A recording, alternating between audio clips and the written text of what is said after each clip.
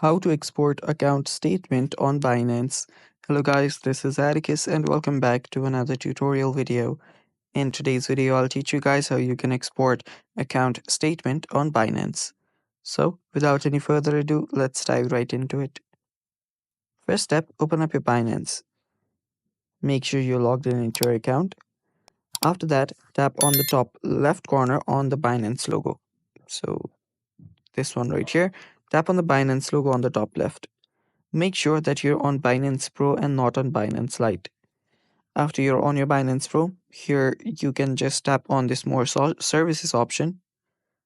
And after you do that, under Common Functions, you'll find Account Statement.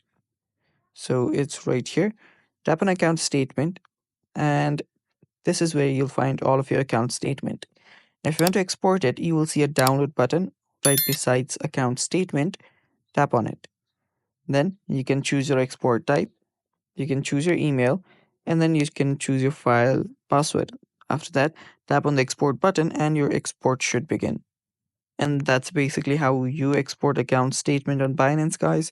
Thanks for watching. Stay tuned for more upcoming videos, and bye bye.